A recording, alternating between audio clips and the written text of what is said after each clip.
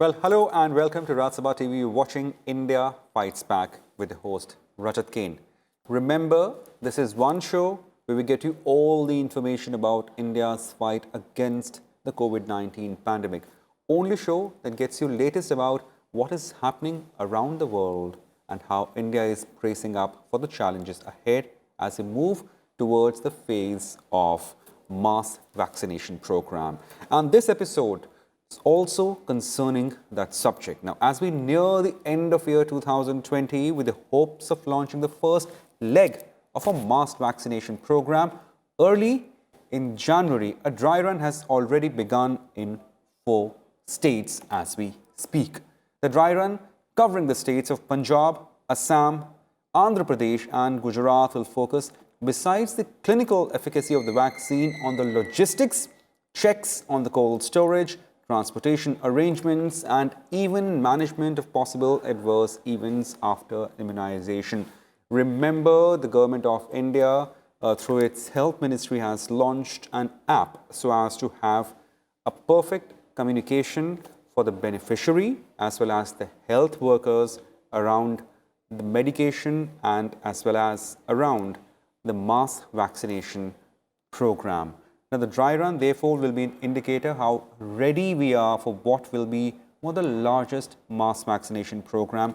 Let me contextualize this as well for viewers that given the history of India in terms of mass vaccination program, we've had a successful mass vaccination program for disease like polio and smallpox. Now, to discuss more on these important issue, we are joined with a panel of three important guests.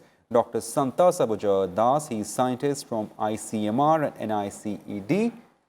Well, many thanks for joining us, Dr. Das. Dr. Rohit Sareen is former director in IITRD, and Dr. Puneet Misra, professor of community medicine as well as co-investigator of the Covaxin from All India Institute of Medical Sciences.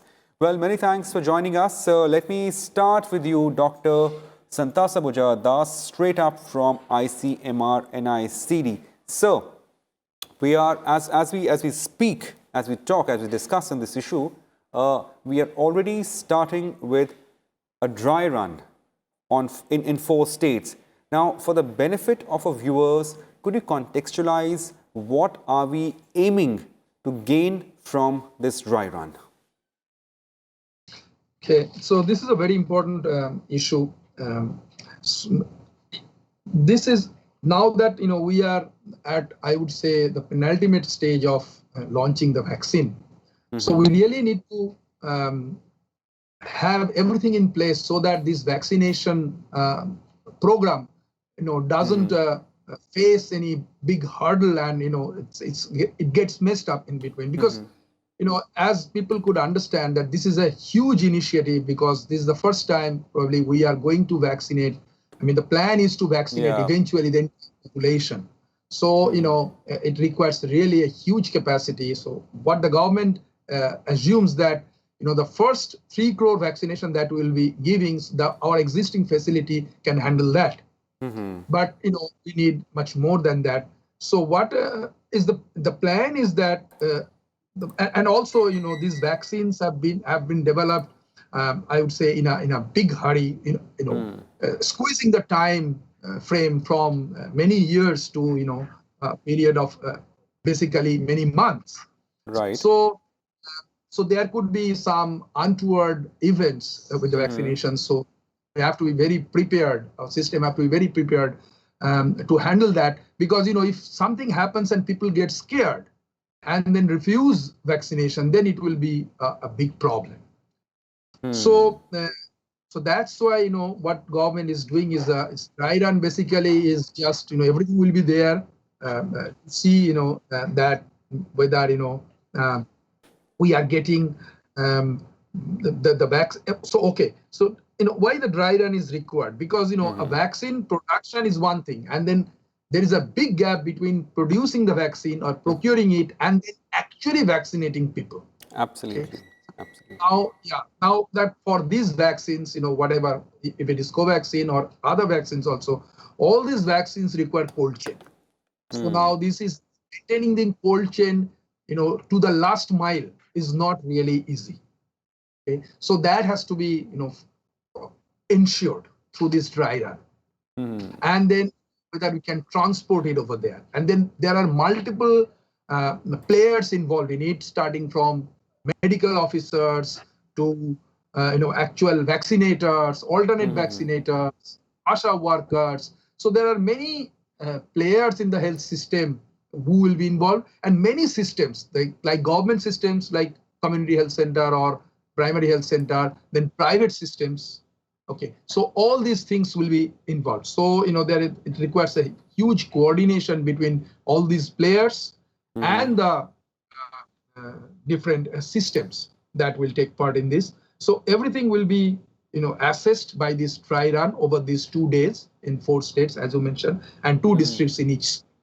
Right. And it will be uploaded in the IT platform CoWIN, and then it will be analyzed before actual. Dr. Das, we'll come to that aspect of communication with the stakeholders a little late in the program, but let's just have a little preface and also introduce the other panelists as well. Dr. Rohit Sareen, many thanks for joining us, sir. Sir, you being the former director of National Institute of Tuberculosis and Respiratory Disease, let me understand from you, sir.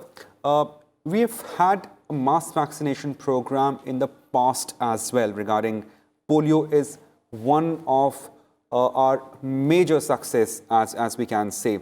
Now, given this mass vaccination program and the tools of communication and the tools of logistics we had while we were battling polio and smallpox were different, and now the tools are different. So how different per se would be this mass vaccination program as we're getting ready for it? There are some subtle differences between the present vaccination that we are thinking of and what we have been doing in the past. One is, of course, the nature of the vaccine itself. As you just heard, that this vaccine has been developed in a relatively very short time. Absolutely, and yes, that's very important. Still, you see, and we are still not 100%. In terms of information on the not only the efficacy but also the adverse drug reactions with this. Though whatever information is available, that seems promising, and I think that is the reason why vaccination has been thought of. But nevertheless, before any vaccine can come into a larger usage, the preferred option is that we should have more information than what we have. So that is one part of it. Second part is the magnitude or the numbers that we are thinking of vaccinating. You see, when we were talking of polio, it was usually, we were discussing on a very smaller population in the whole system of children and things like that. Right. Similarly, other vaccination programs are also limited to children. But here we are now talking of vaccination to a group of individuals which normally will not be receiving vaccination. And that would be, say, the adult population, maybe even the elderly population in due course of time, and so on. So we don't know how their body systems will respond to this vaccine.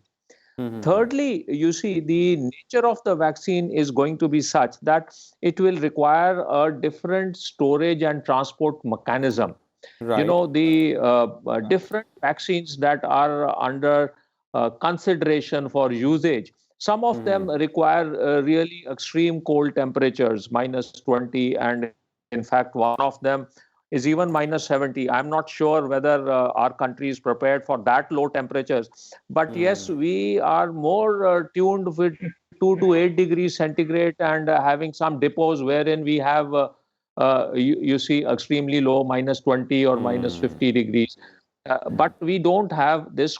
And to maintain this cold chain itself, we need something which we have developed. I think, again, for the first time in the country, we have a digital platform on which we will have real-time information on where the vaccine is, that vial that is manufactured with that specific number, where it is traveling, whether it is reached a depot, whether it is reached a sub-center, whether it is reached the person whom we want to vaccinate.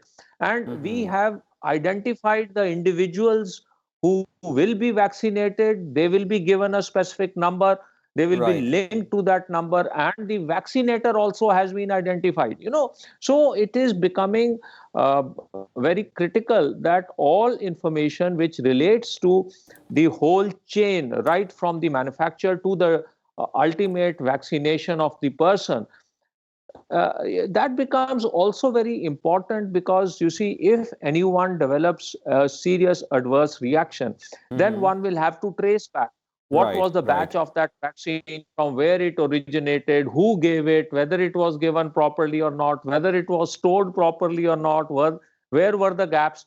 So all those things become very crucial. As I said, that we really don't have too much information about the vaccine as on date. So Right. therefore, it Right. necessitates that we make use of this extensive digital platform, and I would say that this gigantic exercise on this larger scale will probably be happening for the first time in the world. Okay. Uh, and it will Right. be an experience for health providers also, as well as for the population at large. Absolutely. Dr. Rohit Sareen, many thanks for your opening remarks. Let me get in Dr. Puneet Misra. He's, besides Professor of Community Medicine, he's also co-investigator of the COVAXIN. Sir, many thanks for joining us and sparing your time. Sir, as you just heard from the two panelists, and also this is by and large, I mean, this seems to be, I'm not saying the overriding view, but there are still these questions that people have. I mean, are we 100% vaccine ready? As we can safely say, the vaccine seems to be within our reach, as already there are reports that we'll be launching the first leg of mass vaccination in January itself. So can we say that we are 100% vaccine ready? Yes, of course. See, it's a huge task. This is a challenge which we are facing. I mean, entire world is facing. It's a new challenge, new pandemic, and as you have seen that in very little time, our scientists and our pharma companies, they would be able to produce a vaccine, and hopefully very soon we will get one or other vaccine license in our country as well for the use in. Okay. But as two panelists have pointed out few of the things regarding the logistics and other things, they are huge challenge. But luckily, we as a country run one of the biggest vaccination program in the world to immunize our children and pregnant mothers. So we would make use of that experience. And because of that program, there is one good thing which I would like to highlight here for your viewers, that we have trained manpower and capacity for distribution of vaccine and keeping these vaccines up to the primary health center level even in the remotest part of the country, because that is a user program. But as said, that program is mainly for the for the children and for the pregnant mother. But here we are going to immunize almost everyone, those who are with comorbid conditions, elderly, and other people. So, we require enhanced capacity, and our government is working towards that direction, that how to, immunize everyone in minimum possible time. For that, all the things, they are in place. And that's why, the dry run, the mock testing that is going on in 4 states of the country to make sure that everything is in order. And all these mock tests, they are being done at different levels, in the district levels, at the block level, and at the other level, so that they can make sure that if there are any issues with the logistics, we can identify and we can make sure that before the actual product is being used and being given to the masses, it is well tested, all the professionals, whether in terms of manpower, in terms of the software which has been being used for the first time, or in terms of any serious event, if it arises because of the vaccine, we can take care of that event at that particular site, so that our ultimate aim is to keep our population safe, and if there's any adverse event, we can manage it on the spot. So I think we are going towards the right direction, though it's a huge challenge.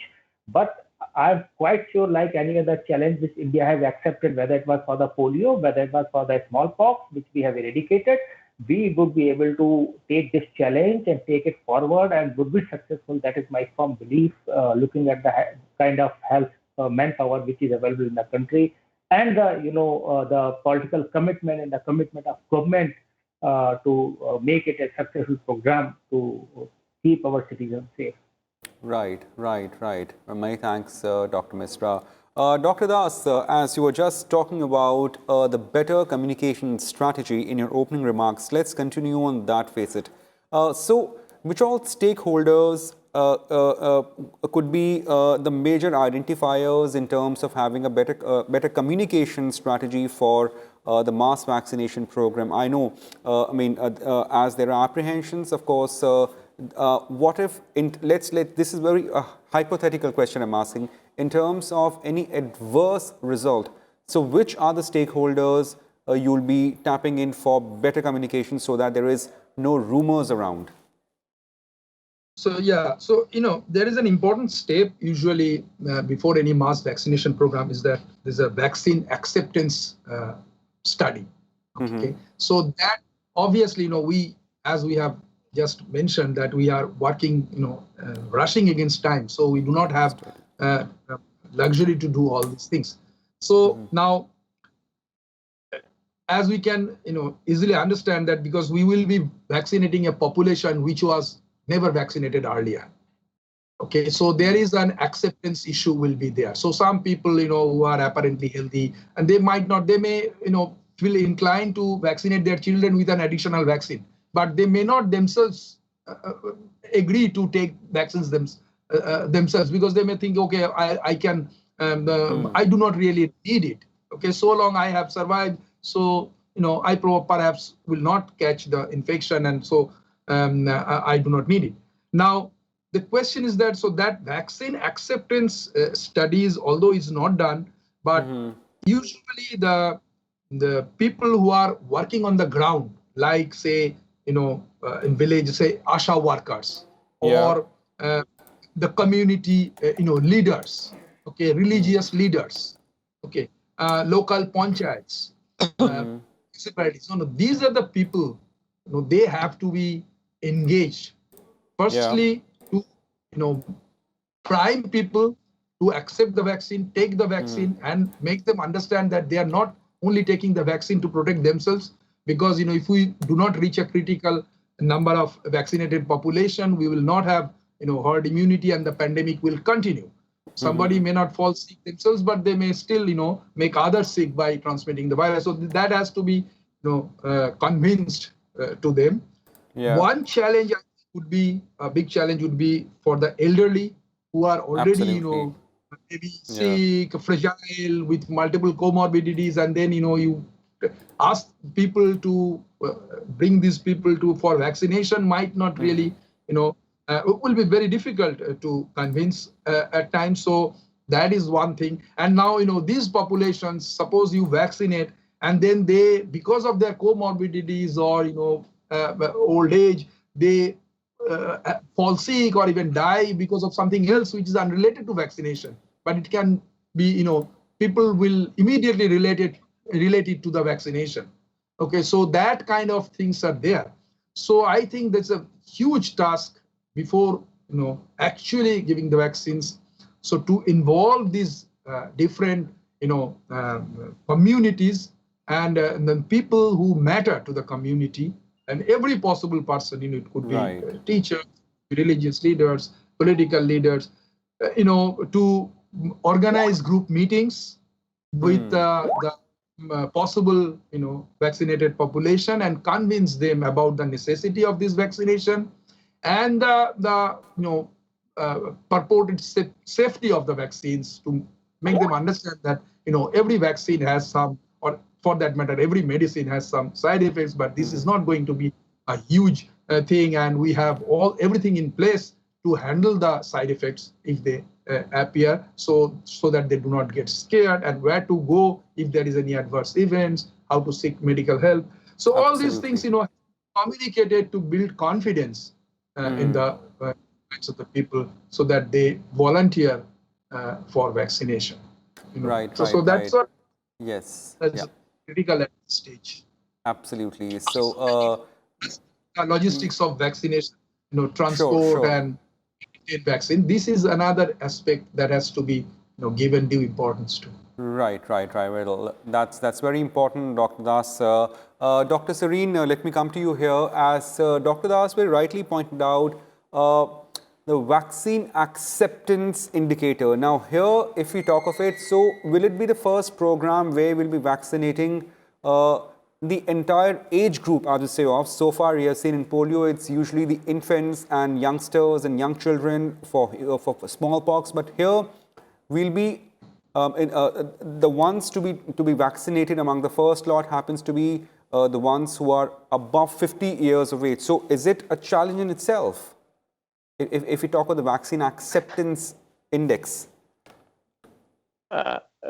Yes, you see, in a way it is. But here again, I will say that it is hoped that acceptance will be better than what we are apprehending, for the simple reason that in this elderly age group, the morbidity and mortality as a consequence of the infection is also very high.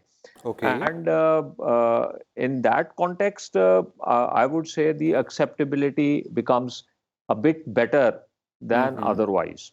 Okay. Definitely, of course, the priority, as I think you are already aware, that has to be healthcare providers as the first priority, which will happen. And the second priority then would be the frontline workers.